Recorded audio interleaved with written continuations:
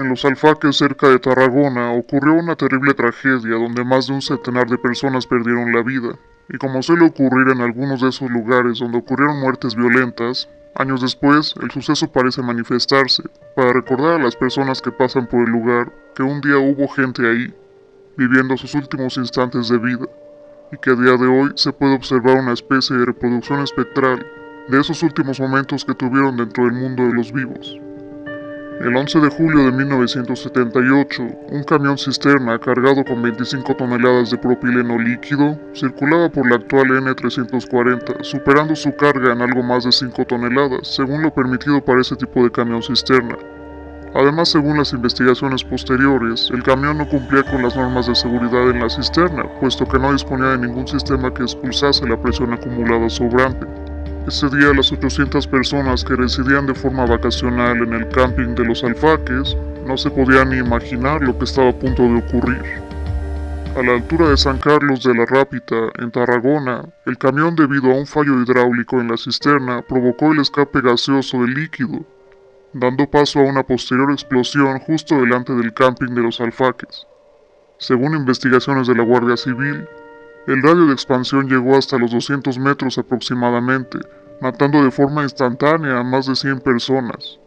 Además, otro centenar murió por consecuencia de esta explosión, la cual conmocionó a todo el país y parte del extranjero, ya que algunas de las personas inscritas en el camping eran alemanes o franceses.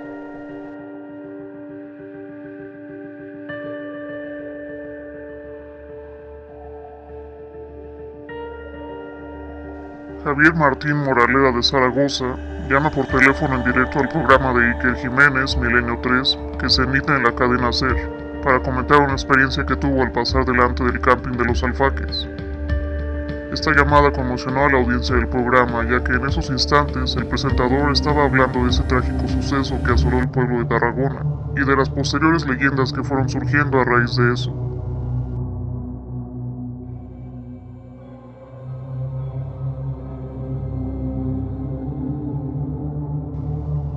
Javier Martín circulaba a las 2 de la mañana por una larga recta de poca visibilidad. Encendió las luces largas para visionar mejor la calzada, y fue entonces cuando pudo observar a 7 u 8 personas al otro lado de la carretera, invadiendo incluso el carril, y separados entre sí por una distancia aproximada de 2 metros. Según el testigo, había niños, adultos y personas ancianas, pero todos parecían estar quietos y con la mirada fija, unos mirando la carretera y otros la inmensa llanura que queda al lado opuesto de la calzada.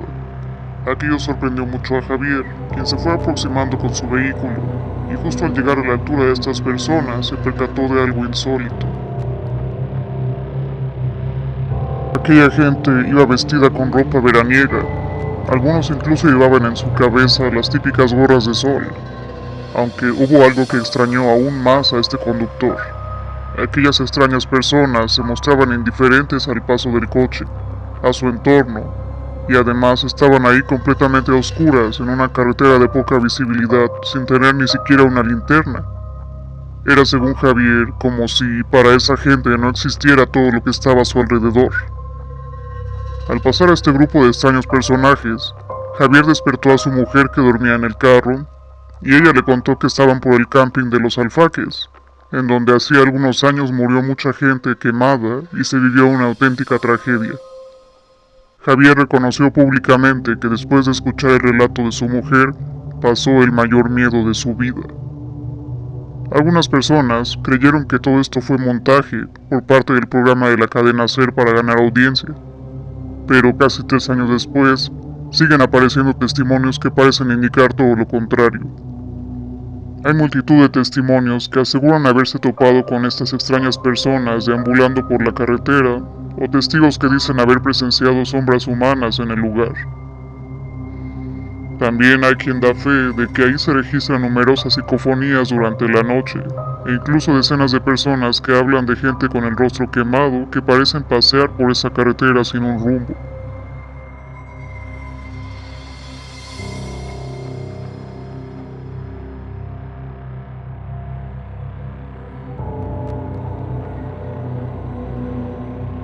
Los primeros testimonios datan de 1980, 2 años después de la tragedia, fecha en que comienzan este tipo de apariciones según los testimonios recopilados hasta el momento, ya que en esos 2 años anteriores parece no existir ningún testigo que asegure haber presenciado sucesos de este tipo, cosa que podría incluso avalar la teoría que algunos expertos plantean, diciendo que del momento de la muerte trágica hasta que comienzan a desencadenarse los fenómenos paranormales, pasa un espacio de tiempo considerable de varios meses o años.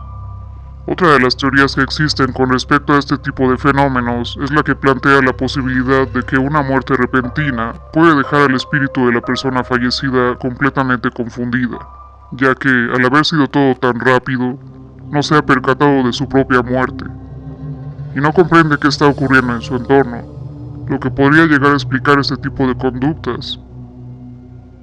Este tipo de espectros parecen vagar por los lugares donde la masacre o la barbarie estuvo presente.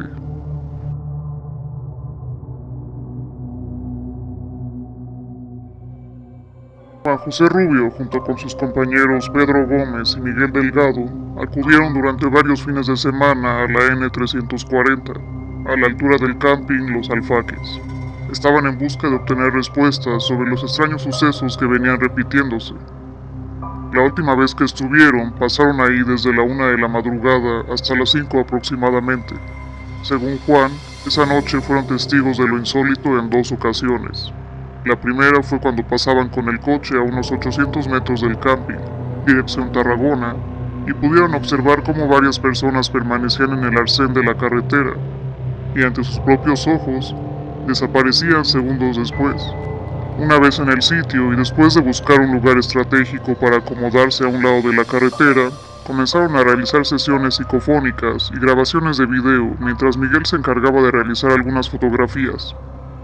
Todo transcurría con aparente normalidad, aunque según las palabras de Juan, los 3 sentían la sensación de estar acompañados, algo muy común en los lugares donde suceden ese tipo de apariciones. Sobre las 3 de la mañana ocurrió algo que dejó a los 3 compañeros completamente asombrados.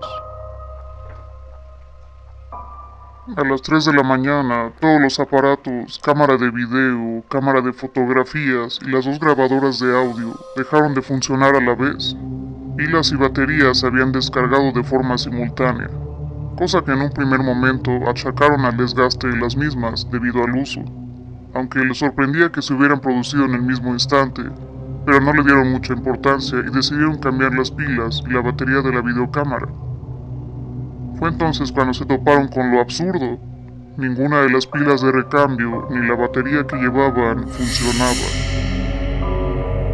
Las leyendas urbanas también empiezan a cobrar fuerza en esta historia, donde se mezcla con la masacre, el sufrimiento y las apariciones.